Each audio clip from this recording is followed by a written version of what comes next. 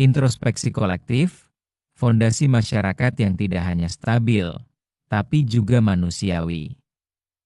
Di tengah hiruk-pikuk kehidupan modern yang serba cepat dan seringkali terpolarisasi, kita cenderung mencari solusi instan untuk masalah-masalah sosial dan politik yang kompleks.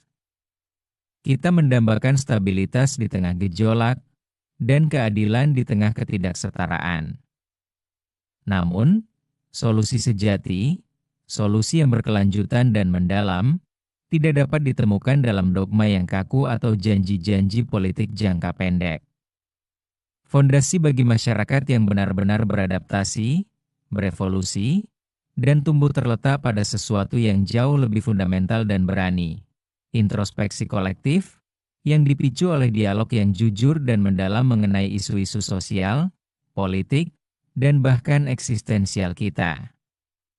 Ini bukanlah sekadar sesi curhat massal atau debat tanpa akhir. Ini adalah sebuah proses disiplin dan berkelanjutan untuk memahami diri kita sendiri, satu sama lain, dan tempat kita yang genting, namun penting, di alam semesta ini. Introspeksi kolektif adalah cetak biru untuk merajut masa depan yang tidak hanya lebih adil dan stabil, tetapi juga lebih bermakna dan manusiawi. 3 pilar dialog. Membongkar kompleksitas kehidupan. Introspeksi kolektif adalah latihan yang menyeluruh. Ia menuntut kita untuk berani melihat ke dalam 3 cermin utama yang membentuk realitas kita. Cermin sosial, cermin politik, dan cermin eksistensial. 1. Dialog sosial.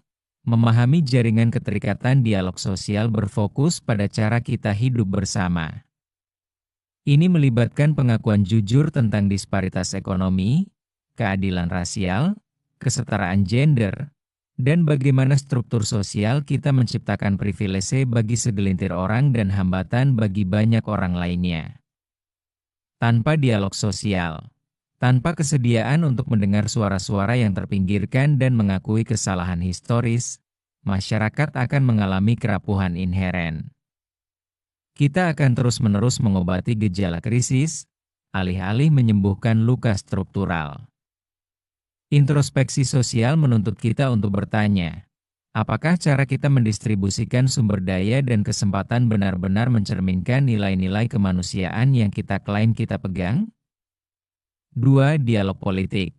Menguji mesin penggerak kekuasaan. Dialog politik melampaui pemilihan umum dan perebutan jabatan.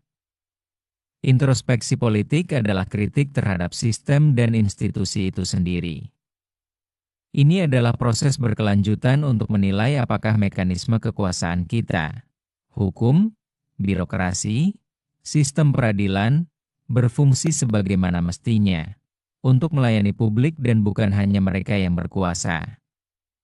Masyarakat yang menolak introspeksi politik dengan cepat menjadi masyarakat yang stagnan, di mana korupsi menjadi norma dan inovasi struktural mati. Dialog yang sehat memungkinkan kita untuk beradaptasi dengan tantangan baru, mulai dari perubahan iklim hingga disrupsi teknologi, dan memastikan bahwa pemerintah tetap relevan dan akuntabel di tengah perubahan zaman. 3. Dialog eksistensial. Menemukan makna bersama inilah pilar yang paling sering diabaikan, namun yang paling krusial. Dialog eksistensial adalah pencarian makna kolektif. Ketika masyarakat hanya fokus pada masalah sosial dan politik tanpa landasan filosofis, hasilnya adalah masyarakat yang secara materi kaya namun secara rohani hampa. Introspeksi eksistensial mengajukan pertanyaan mendasar.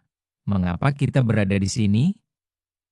Nilai-nilai inti apa yang harus memandu tindakan kita? Di luar keuntungan ekonomi atau kekuasaan? Bagaimana kita mendefinisikan kehidupan yang bermakna? Dialog ini berfungsi sebagai kompas moral bagi 2 dialog lainnya.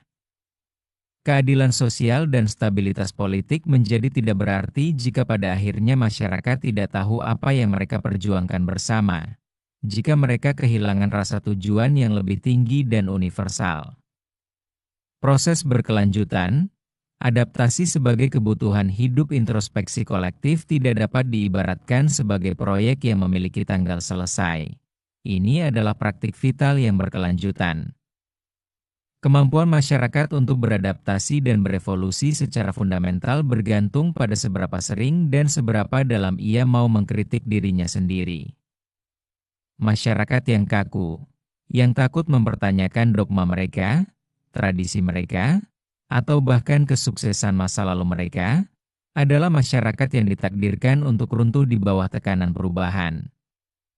Sebaliknya, masyarakat yang adaptif memiliki resiliensi struktural, kemampuan untuk mengakui kegagalan, membongkar narasi yang tidak lagi melayani mereka, dan membangun kembali dengan fondasi yang lebih inklusif dan kuat. Dialog terbuka, terutama dialog yang tidak nyaman, adalah mesin yang mendorong adaptasi ini. Ketika kita secara kolektif mendiskusikan kegagalan sistem pendidikan kita, atau dampak kebijakan luar negeri kita secara efektif melepaskan diri dari rantai status quo. Kita menciptakan ruang di mana ide-ide baru dapat lahir dan diuji tanpa takut dicap sebagai pengkhianat atau radikal.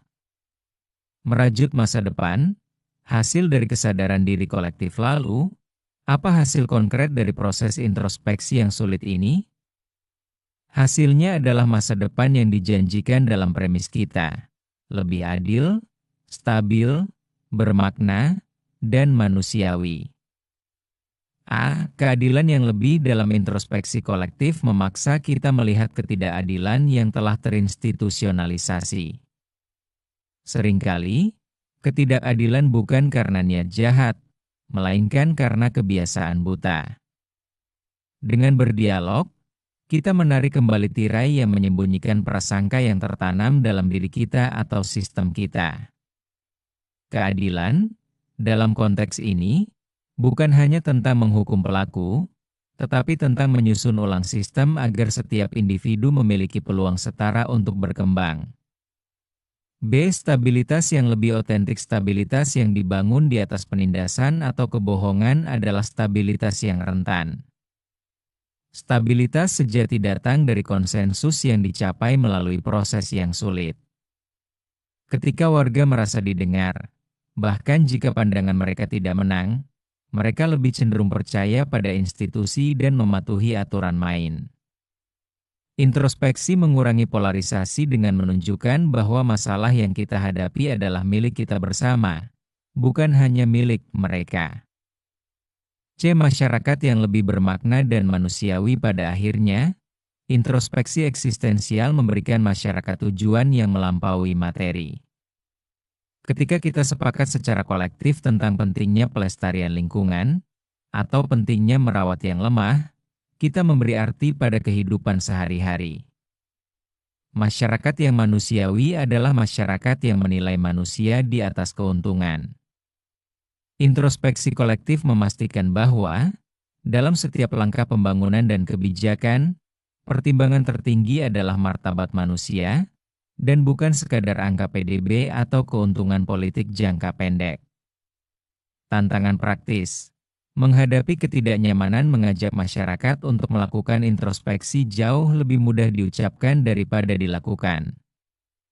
Introspeksi kolektif adalah proses yang sangat tidak nyaman. Ia menuntut kita untuk menyerahkan kepastian yang nyaman demi keraguan yang mengganggu. Tantangan terbesar kita saat ini adalah polarisasi dan echo chamber. Dalam ruang digital, kita cenderung hanya berdialog dengan orang-orang yang mengonfirmasi pandangan kita, mengubah dialog menjadi monolog kolektif. Untuk memulai proses introspeksi kolektif, kita harus menciptakan ruang aman untuk disepakati.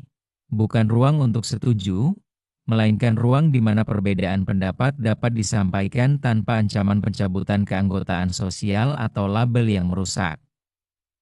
Mengajarkan kerentanan intelektual, kita harus bersedia untuk mengakui bahwa kita mungkin salah.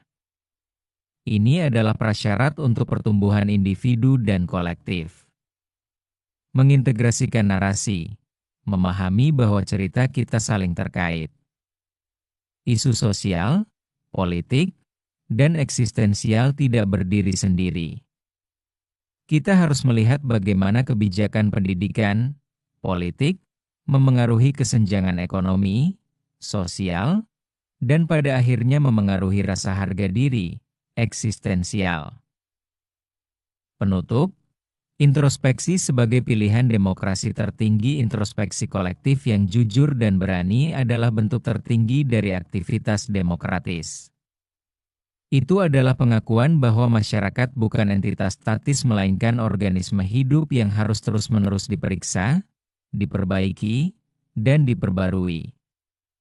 Jika kita ingin mewariskan masa depan kepada generasi berikutnya yang tidak hanya berfungsi secara mekanis tetapi juga berkembang secara spiritual, masa depan yang tidak hanya memiliki sistem yang stabil tetapi juga jiwa yang utuh, maka kita harus berani memulai dialog yang sulit hari ini. Mari kita jadikan introspeksi bukan hanya sebagai respons terhadap krisis, tetapi sebagai gaya hidup kolektif. Hanya dengan berani bertanya, siapakah kita? Dan siapakah yang kita inginkan? Kita dapat benar-benar merajut masyarakat yang kita dambakan. Masyarakat yang adil, manusiawi, dan selalu dalam proses menjadi lebih baik.